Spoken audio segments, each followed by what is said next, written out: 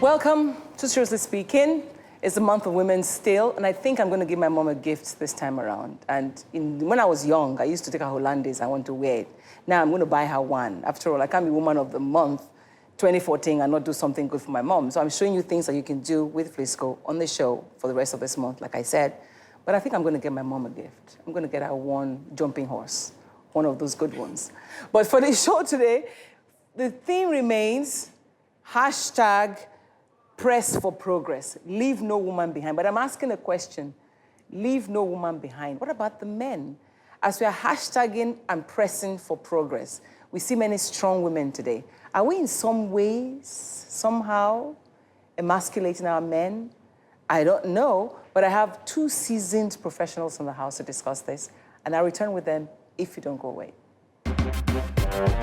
I've been accused severally, you only bring your friends, but where else will you get people who have the input? I know people who can respond to a particular topic. I don't have to think twice.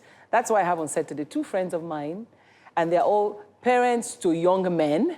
That's why they're here. I have Sonny Rabo of Sonny Rabo Live fame, my big brother. It's nice to have you. Thank you. Yeah, I used to be on the other side now. It's not a big deal. I'm admiring you. Daddy, you. And then, of course, Ifoma Idigbe, my friend, and you know, actually, Ifoma and I, just watch out. Very soon, you will see us on TV talking, on conversations, yes. right? It's yes. nice to get her on TV at last. I remember the first time I said, let's talk.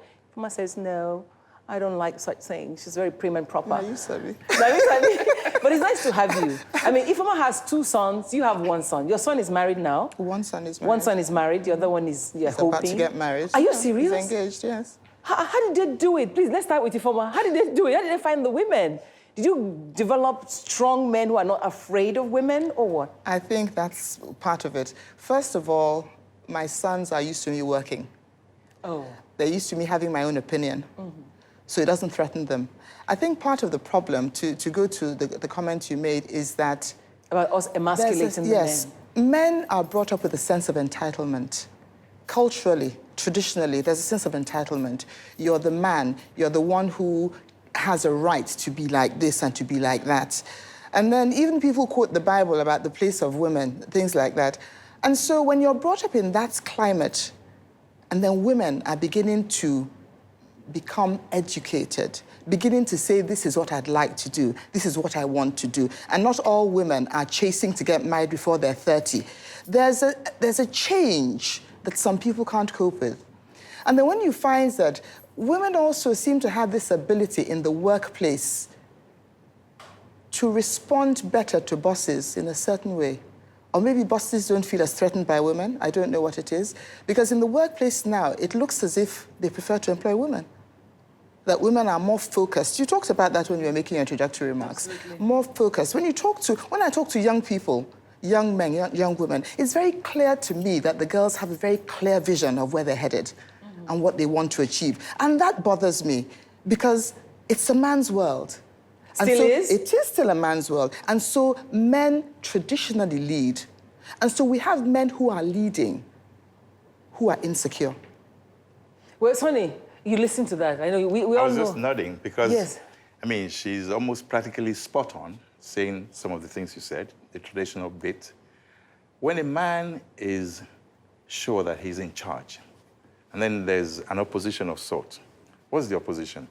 It's just a difference of opinion, not the fact that, okay, because I'm the man, what I say is law, yes. But that somebody comes with a counter opinion that ought to be taken, you know, with a bit of decent approach to debating it and agreeing, but then you now say, I have said, my word is law, leave it like that.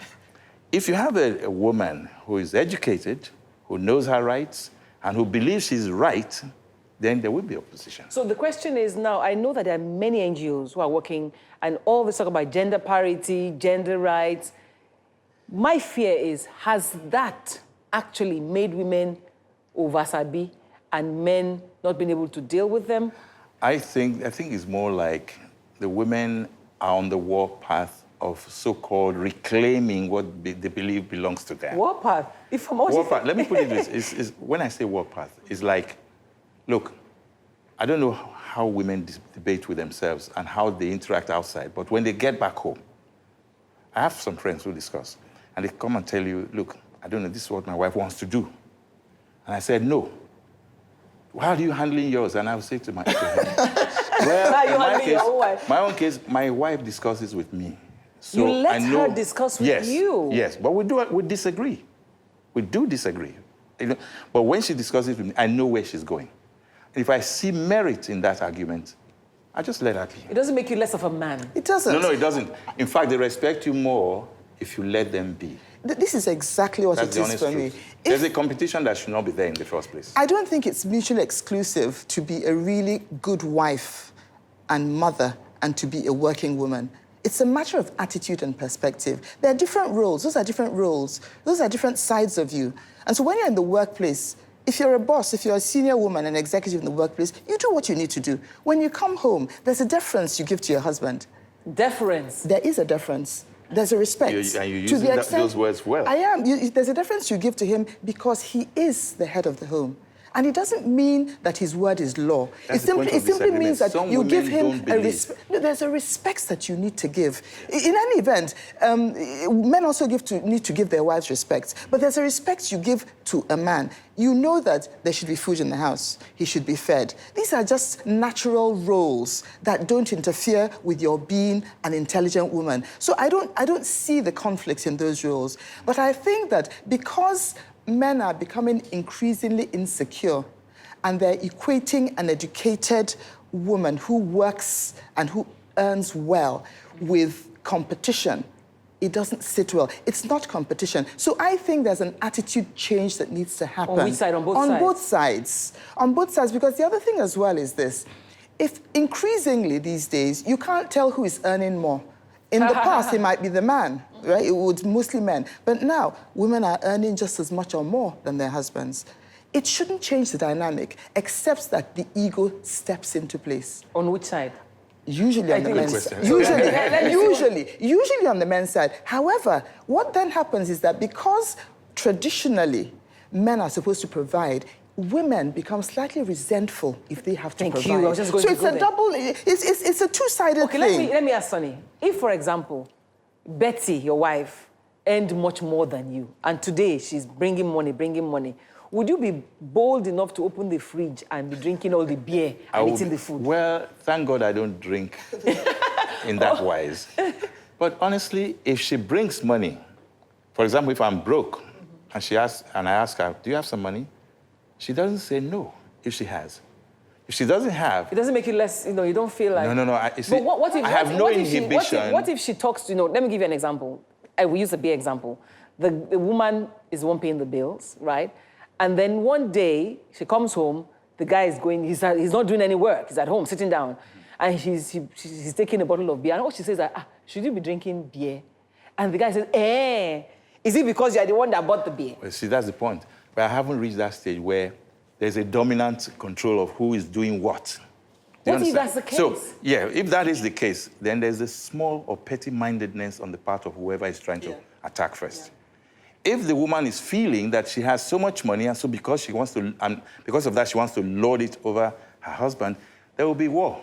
I remember... That's one. But on the other hand, on the other hand, if the man feels, okay, you this woman, because some men too they are that bad. Thank you. They can be also... That's my own. They can also be very arrogant and unnecessarily, male. No, but unnecessarily aggressive when they shouldn't. Then they now begin to mess around outside and begin to look down on their women inside. So all of those imperfect behaviors would definitely affect the equation. And did you see the movie War of the Roses? An old movie. Yes. Sonny, don't show your age here, please. But, I'm People 60. are watching things like the Black Panther. You're talking about... Baby. 6 minus 6, thank God. But when you see that movie, it tells a lot. Go and watch that movie even today. That movie was in the 80s or somewhere like that. Yes, Mike Douglas and Kathleen Turner. But my point is this. Somebody made the point that maleness is not incompatible with humanity. And I think a lot of the time, with being humane, men are brought up to be tough. a lot of men are brought up not to cry. Sometimes it's not I the love a case. man that cries, by the way, because you see that it means that he's strong enough and confident enough cry to know without that shame. tears, yes, that tears show his humanity and that they're not a sign of weakness.